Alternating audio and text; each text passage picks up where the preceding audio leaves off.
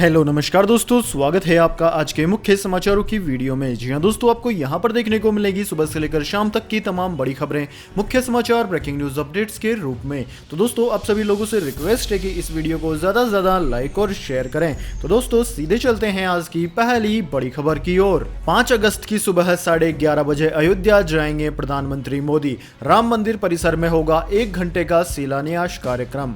जी हाँ दोस्तों, लंबे इंतजार के बाद 5 अगस्त को अयोध्या में राम मंदिर निर्माण का शिलान्यास किया जाएगा। इस दिन प्रधानमंत्री नरेंद्र मोदी दिल्ली से अयोध्या पहुंचेंगे और मंदिर निर्माण का शिलान्यास करेंगे। इस संबंध में प्रधानमंत्री के कार्यक्रम का पूरा ब्यौरा सामने आ गया है। दोस्तों, 5 अगस्त को प्रधानमंत्री मोदी हेलीकॉप्टर से अयोध्या के साकेत महाविद्यालय पहुंचेंगे। यहां से वो राम जन्मभूमि रवाना होंगे। प्रधानमंत्री मोदी लगभग 11:30 बजे राम मंदिर परिसर पहुंच जाएंगे। यहां 1 घंटे का भूमि पूजन कार्यक्रम होगा। भूमि पूजन कार्यक्रम में हिस्सा लेने के बाद प्रधानमंत्री नरेंद्र मोदी का भाषण भी होगा।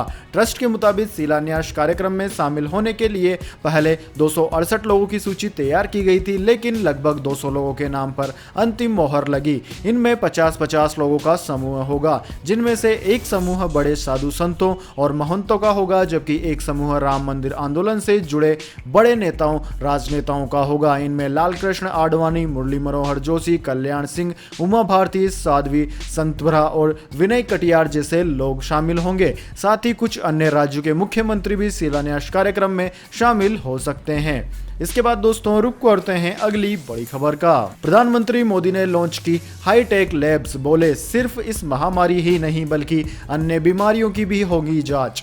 जी हां दोस्तों, प्रधानमंत्री नरेंद्र मोदी ने सोमवार शाम इस महामारी की टेस्टिंग के लिए 3 हाईटेक लैब्स की शुरुआत की। इन सेंटर्स में एक दिन में 10,000 सैंपल्स की जांच हो सकेंगी।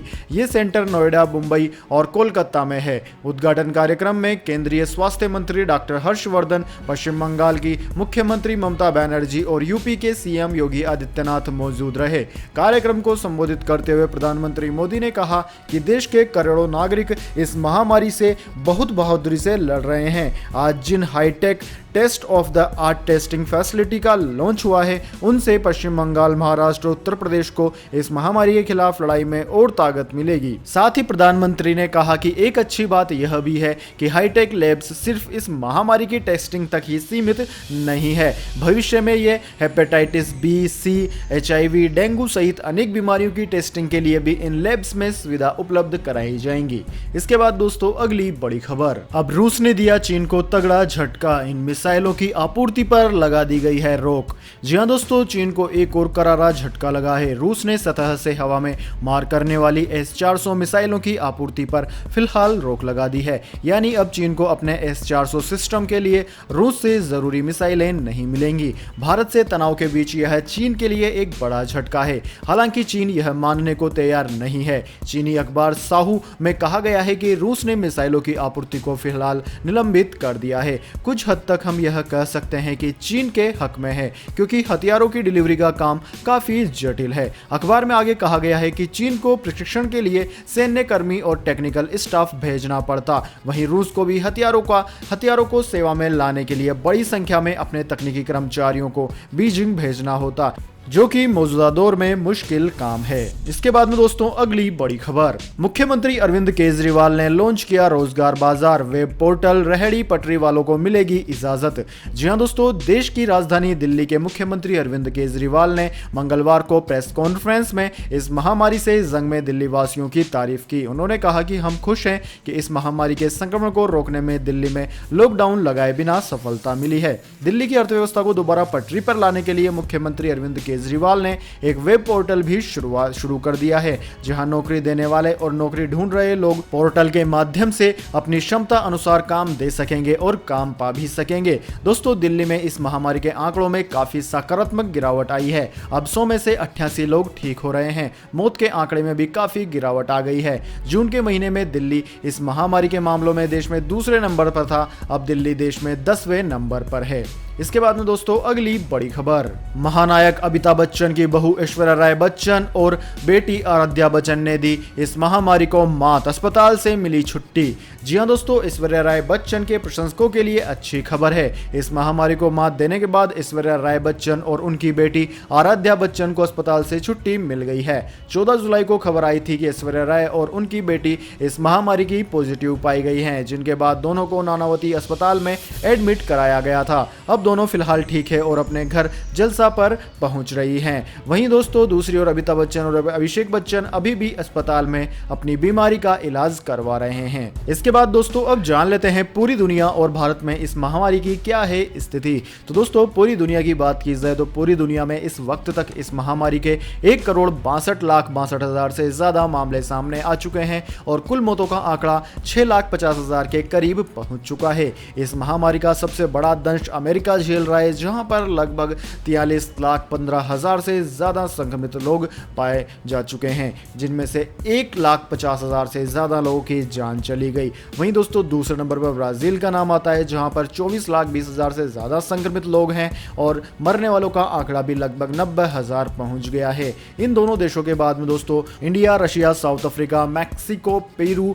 Chilli, United Kingdom, Iran, Pakistan आदि देशों का नाम आता है। इसके बाद दोस्तों जान लेते हैं क्या है भारत की स्थिति। लेकिन दोस्तों उससे पहले एक छोटी सी रिक्वेस्ट, अगर आपको अभी तक हमारी न्यूज पसंद आई है तो इसे एक छोटा सा लाइक जरूर दें और साथ ही आप यूट्यूब चैनल IFC नॉलेज पर पहली बार विजिट कर रहे हैं तो इस चैनल को सब्सक्राइब करके बेल आइकन भी दबा लीजिए ताकि हर रोज की काम की खबरें आप तक तुरंत पहुंच जाए। तो दोस्तों बात करें भारत की, तो भारत में इस वक्त तक इस महामारी के मरीजों का आंकड़ा 14,80,000 को पार कर गया है। लगभग दोस्तों 14,85,000 को भी पार कर गया है। भारत में पिछले 24 घंटों के दौरान 50,000 के करीब नए संक्रमित लोग सामने आ चुके हैं और कुल मौतों का आंकड़ा भी लगभग 34,000 के पास पहुंच गया है। दोस्तों भारत में सर्वाधिक प्रभावित राज्य महाराष्ट्र है, जहां पर 3,83,000 से ज्यादा संक्रमित लोग हैं और तमिलनाडु इसके बाद में दूसरे नंबर पे आता है, जहां पर 2,20,000 हैं और दिल्ली का तीसरा नंबर है, जहां पर 1,31,000 हैं। इसके अलावा दोस्तों 2 राज्य और हैं जो कि 1 लाख का आंकड़ा छू गए हैं। उनके नाम है आंध्र प्रदेश और कर्नाटका। इन 5 राज्यों के बाद में दोस्तों उत्तर प्रदेश, वेस्ट बंगाल, गुजरात, तेलंगाना, बिहार, राजस्थान आदि राज्यों का नाम आता है। वैसे दोस्तों आप कौन से राज्य में निवास करते हैं, कमेंट करके जरूर बताएं कि आपका एरिया रेड जोन में है या फिर ग्रीन जोन में। इसके बाद दोस्तों अगली बड़ी खबर, अब किसानों को सस्ते में मिलेगा गोल्ड लोन, इस सरकारी बैंक ने घटा दी है ब्याज दरें। जी हां दोस्तों, इस महामारी में पब्लिक सेक्टर के प्रमुख बैंकों में शुमार इंडियन बैंक ने किसानों के लिए एक राहत भरा फैसला लिया है। बैंक ने अपने ताजा फैसले में कहा है कि गोल्ड लोन की ब्याज दर में आधा फीसदी की कटौती कर दी गई है। इस सरकारी बैंक ने अपने कम समय के लिए उपलब्ध gold loan scheme bumper agrees well पर ब्याज दर में कमी की है। पहले इस लोन स्कीम में ब्याज दर 7.50% थी, अब यह 7% रह गई है। इसके बाद दोस्तों रुक करते हैं अगली बड़ी खबर का। राजस्थान के मुख्यमंत्री अशोक गहलोत ने प्रधानमंत्री मोदी से फोन पर की राज्यपाल की शिकायत, राष्ट्रपति को भेजा ज्ञापन। जी हां दोस्तों, राजस्थान में राज्य सरकार और राजभवन के बीच टकराव लगातार बढ़ता जा रहा है। विधानसभा सत्र बुलाने को लेकर गत 3-4 दिनों से बना हुआ गतिरोध अब प्रधानमंत्री और राष्ट्रपति तक शिकायत के रूप में पहुंच गया है। सीएम अशोक गहलोत ने अब इस मामले को लेकर प्रधानमंत्री नरेंद्र मोदी से राज्यपाल की शिकायत की है। सीएम ने सोमवार को विधायकों से कहा कि उन्होंने कल गवर्नर के बर्ताव के बारे में प्रधानमंत्री मोदी से फोन पर बात की। उन्होंने 7 दिन पहले विधायकों की खरीद फरोख्त मामले में लिखे गए पत्र के बारे में भी बातचीत की। वहीं दोस्तों कांग्रेस ने राष्ट्रपति के नाम ज्ञापन भेजकर उनसे मौजूदा सियासी संकट में दखल देने की मांग की है। ज्ञापन में लिखा है कि बीजेपी हॉर्स ट्रेडिंग से राज्य सरकार गिराने का षड्यंत्र कर रही है।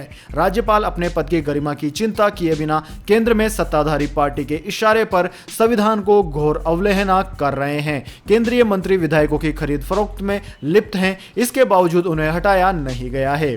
इसके बाद दोस्तों अगली बड़ी खबर, मौसम समाचार, जानिए संपूर्ण भारत का अगले और पिछले 24 घंटों का मौसम समाचार। जी हां दोस्तों, बात करें सबसे पहले पिछले 24 घंटों की, तो दोस्तों बीते 24 घंटों के दौरान कोंकण, गोवा, सिक्किम, उप हिमालय, पश्चिम बंगाल, असम, झारखंड, उत्तराखंड और तटीय कर्नाटक में कुछ स्थानों पर हल्की से मध्यम बारिश के बीच 1-2 स्थानों पर भारी वर्षा हुई है। साथ ही मुंबई में भी भारी वर्षा देखने को मिली है।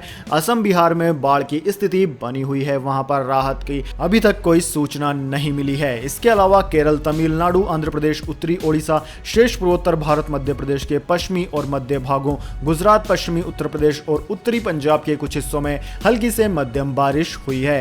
वहीं दोस्तों आगामी 24 घंटों के मौसम पूर्वानुमान की बात की जाए तो अगले 24 घंटों के दौरान उप हिमालय, पश्चिम बंगाल, सिक्किम, पूर्वोत्तर भारत, तटीय कर्नाटक और केरल में बारिश बढ़ेगी। इन भागों में हल्की से मध्यम बारिश के बीच कुछ स्थानों पर भारी बारिश भी संभव है। उत्तर प्रदेश, उत्तराखंड, हिमाचल प्रदेश, जम्मू कश्मीर, मुजफ्फराबाद, गिलगित बाल्टिस्तान, झारखंड, ओडिशा, तेलंगाना, छत्तीसगढ़, मध्य प्रदेश, गुजरात और महाराष्ट्र में कुछ स्थानों पर हल्की से मध्यम बारिश होने के भी आसार हैं। साथ ही दक्षिणी पूर्वी राजस्थान, हरियाणा के कुछ हिस्सों, पंजाब, दिल्ली, तमिलनाडु, आंतरिक कर्नाटक और रायलसीमा के कुछ हिस्सों में हल्की बारिश हो सकती है। इसके बाद में दोस्तों अगली बड़ी खबर, पेट्रोल डीजल प्राइस टुडे। जानिए आज की पेट्रोल और डीजल की नई जारी की गई कीमतें। दोस्तों आपकी जानकारी के लिए बता दें, हर रोज सुबह 6 बजे सरकारी तेल कंपनियों बीपीसीएल, एचपीसीएल और आईओसी के द्वारा हर रोज पेट्रोल और डीजल की कीमतें तय की जाती है। इसी प्रकार दोस्तों आज भी यह कीमतें तय की गई है। बात की जाए राष्ट्र राजधानी दिल्ली में आज 1 लीटर पेट्रोल की कीमत की तो दोस्तों 1 लीटर पेट्रोल की कीमत 80 रुपए 43 पैसे प्रति लीटर रही है, जबकि डीजल की कीमत 15 पैसे की बढ़ोतरी के बाद 81 रुपए 94 पैसे प्रति लीटर रही है।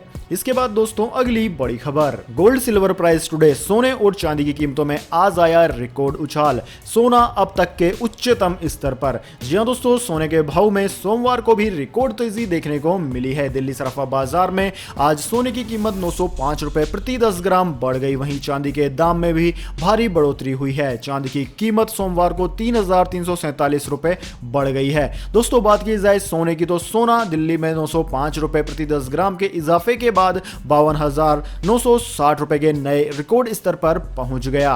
वहीं दोस्तों चांदी की बात की जाए तो चांदी 3,347 रुपए की वृद्धि के बाद 65,670 रुपए प्रति किलोग्राम पर पहुंच गई है। इसके बाद में दोस्तों अगली बड़ी खबर, व्हाट्सएप को टक्कर देगा टेलीग्राम, लॉन्च किया वीडियो शेयरिंग का नया फीचर। जी हां दोस्तों, फेसबुक के स्वामित्व वाले सोशल मैसेजिंग ऐप व्हाट्सएप को टक्कर देने के लिए टेलीग्राम ऐप ने भारतीय यूजर्स के लिए एक नया फीचर लॉन्च किया है। इस फीचर के लिए कंपनी ने अपने ऐप को अपडेट भी किया है। इससे लोगों को बड़ी वीडियोस फाइल शेयर करने में बहुत आसानी हो जाएगी। दोस्तों टेलीग्राम यूजर्स प्रोफाइल के तौर पर वीडियो का इस्तेमाल कर सकेंगे। मतलब दोस्तों जब कोई आपकी प्रोफाइल को क्लिक करेगा तो वीडियो प्ले होगा। प्रोफाइल वीडियो में आप फ्रेम भी ऐड कर सकते हैं। टेलीग्राम में वीडियो एडिटिंग की भी सुविधा आ गई है, यानी कि किसी भी वीडियो को शेयर करने के साथ साथ आप उसे एडिट भी कर पाएंगे। इसके बाद दोस्तों रुक करते हैं अगली बड़ी खबर का, चीन ने उतारा अमेरिका का झंडा, दोनों देशों के बीच और बड़ी तनातनी। जी हां दोस्तों, जैसे को तैसा की कार्रवाई करते हुए चीन ने अपनी दक्षिण पश्चिमी सिचुआन प्रांत स्थित अमेरिकी के वाणिज्य दूतावास से अमेरिकी झंडी उतार दिया है। इससे पहले अमेरिकी अधिकारियों ने चीन सरकार के आदेश पर चैंगदू का परिसर खाली कर दिया था। अमेरिकी विदेश मंत्रालय के मुताबिक सोमवार सुबह 10 बजे से दूतावास का संचालन निलंबित हो गया है। चीन के फैसले पर निराशा जताते हुए अमेरिकी विदेश मंत्रालय ने कहा कि अब वो अपने अन्य मिशन के जरिए क्षेत्र तक अपनी पहुंच बनाए रखने की कोशिश करेगा। इसके बाद दोस्तों अगली बड़ी खबर, LIC दे रही है एक शानदार पॉलिसी, सिर्फ एक बार किस्त भरें और जिंदगी भर पाएंगे पेंशन। जी हां दोस्तों, इनकम टैक्स जमा करने की अंतिम तारीख बेहद करीब है। ऐसे में हर आयकरदाता अपना टैक्स बचाना चाहता है, लेकिन इसी बीच भारतीय जीवन बीमा निगम यानी कि LIC एक शानदार पॉलिसी लेकर आई है, जिसके जरिए आप इनकम टैक्स बचाने के साथ साथ पेंशन भी पा सकते हैं। जी हां दोस्तों, LIC की जीवन शांति स्कीम खास उन लोगों के लिए है जो रिटायरमेंट के बाद अपनी आय बरकरार रखना चाहते हैं। इस पॉलिसी को लेते वक्त पॉलिसी धारक के पास पेंशन को लेकर 2 ऑप्शन होते हैं। पहला है इमीडिएट, दूसरा है डेफर्ड इम्यूनिटी। रिटायरमेंट के समय एक निश्चित राशि प्राप्त करने का यह एक अच्छा तरीका है। दोनों प्लान की अलग अलग खासियतें और फायदा है। दोस्तों इनकी ज्यादा डिटेल्स आप LIC की वेबसाइट या फिर किसी एजेंट के थ्रू ले सकते हैं। वैसे दोस्तों दोनों प्लान ही काफी शानदार हैं और इनसे आपके टैक्स में भी रिबेट मिलेगा। इसके बाद दोस्तों अगली बड़ी खबर, SBI में निकली बम्पर वैकेंसी, 3,850 पदों पर होंगी भर्ती। जी हां दोस्तों, SBI CPO रिक्रूटमेंट 2020 भारतीय स्टेट बैंक ने सकल बेस्ट ऑफिसरों के पदों पर नियुक्ति के लिए 3,850 वैकेंसी निकाली है। इन पदों पर अधिकतम 30 वर्ष के उम्मीदवार आवेदन कर सकते हैं। आवेदन करने के लिए उम्मीदवारों का ग्रेजुएशन ग्रेजुएशन पास होना जरूरी है। इन पदों पर सभी SC, ST और PWD वर्ग के उम्मीदवारों के लिए आवेदन निःशुल्क है। इच्छुक उम्मीदवार संबंधित वेबसाइट पर जाकर आवेदन प्रक्रिया पूरी कर सकते हैं। दोस्तों वेबसाइट का नाम आपको बता देते हैं, sbi.co.in है। और आपकी जानकारी के लिए बता दें, जारी पदों पर आवेदन करने के लिए उम्मीदवारों की अधिकतम आयु 30 वर्ष होनी चाहिए और आयु की सीमा की गणना 1 अगस्त 2020 के आधार पर की जाएगी। वेतन भत्तों की बात की जाए तो वेतनमान 23,700 रुपए प्रति माह रहेगा। जो भी व्यक्ति इस फॉर्म को भरना चाहता है वह 27 जुलाई 2020 से लेकर 16 अगस्त 2020 के बीच में SBI की ऑफिशियल वेबसाइट पर जाकर फॉर्म फिल कर सकता है। तो दोस्तों यह थे आज के मुख्य समाचार। इसके बाद में दोस्तों बारी आती है आज के माइंड क्विज क्वेश्चन की। जी हाँ दोस्तों, एक आसान सवाल का जवाब देकर आप जीत सकते हैं एक अमेजिंग सरप्राइज गिफ्ट हमारे यूट्यूब चैनल की ओर से। तो दोस्तों आज का सवाल आपकी स्क्रीन पर आ चुका है। भारत का सबसे बड़ा राज्य कौन सा है? जी हाँ दोस्तों, अगर आप जानते हैं कि क्षेत्रफल की दृष्टि से भारत का सबसे बिगेस्ट राज्य कौन सा है तो जल्दी से उसका नाम कमेंट बॉक्स में लिख दीजिए। अगर दोस्तों आपका जवाब होता है एकदम सही और आप चले जाते हैं लक्की विजेता के रूप में, तो आपको मिलेगा एक अमेजिंग सरप्राइज गिफ्ट हमारे यूट्यूब चैनल की ओर से। तो दोस्तों जल्दी से इस वीडियो को लाइक कर लीजिए, चैनल को सब्सक्राइब कर लीजिए और बेल आइकन भी दबा लीजिए। मिलते हैं नेक्स्ट वीडियो में, तब तक के लिए बाय बाय, धन्यवाद, वंदे मातरम, जय हिंद।